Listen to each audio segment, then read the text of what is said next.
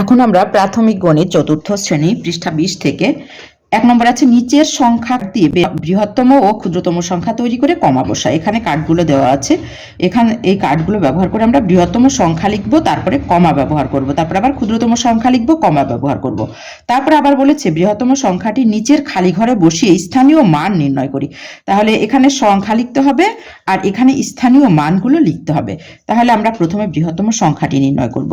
তাহলে বৃহত্তম সংখ্যা নির্ণয় করতে গেলে সব থেকে বড় যে অঙ্কটি আছে সেটি লিখতে হবে। তাহলে এখানে আছে সব থেকে বড় হচ্ছে 8, তাহলে এখানে আমি 8 লিখব। তারপরে আছে হচ্ছে 7, তারপরে 7 লিখব। তারপরে আছে হচ্ছে 5 লিখব। তারপরে আছে হচ্ছে 3 লিখব। তারপরে আছে হচ্ছে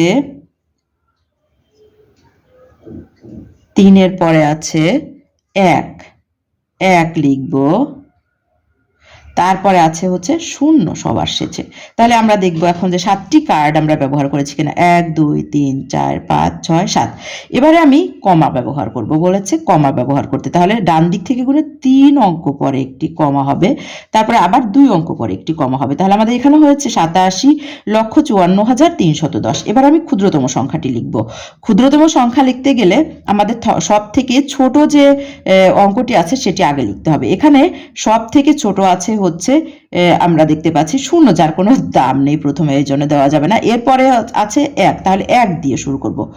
তাহলে এখানে 1, তারপরে আসবে 0, তারপরে হচ্ছে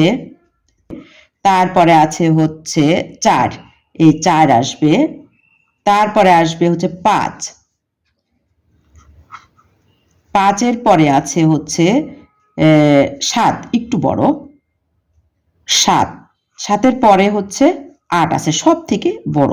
তাহলে আমরা দেখবো আমরা 7টি কার্ড ব্যবহার করেছি কিনা। 1 2 3 4 5 6 7, 7টি কার্ড আমরা ব্যবহার করেছি। এবারে কমা ব্যবহার করব। ডান দিক থেকে গুণে 3 অঙ্ক পর একটি কমা ব্যবহার করব, তারপর আবার 2 অঙ্ক পর একটি কমা ব্যবহার করব। তাহলে আমাদের এখানে ক্ষুদ্রতম সংখ্যাটি হয়েছে 10,34,578। এবারে বৃহত্তম সংখ্যাটি নিচের খালি ঘরে বসিয়ে স্থানীয় মান লিখব আমরা। তাহলে সংখ্যাগুলো সব বৃহত্তম সংখ্যাটি এখানে আমরা লিখব। কি কি আছে?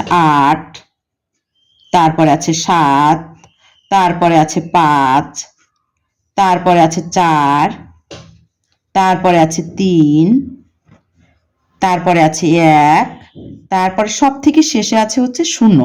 তাহলে বৃহত্তম সংখ্যাটি আমরা এখন লিখলাম। এখন আমাদের এখানে বলেছে স্থানীয় মান লিখব।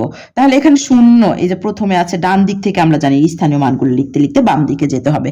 তাহলে এখানে ডান দিকে সব থেকে ডানে আছে হচ্ছে 0 মান হচ্ছে একক।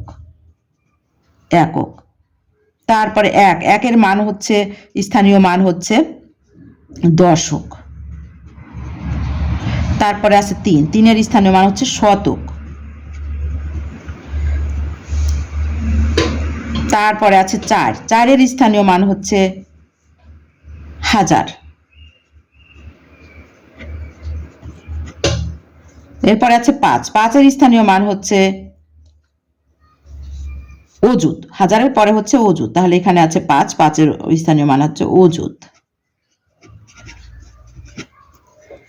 তারপরে আছে 7 এর স্থানীয় মান হচ্ছে লক্ষ। তারপরে আছে 8 এর স্থানীয় মান হচ্ছে নিযুত।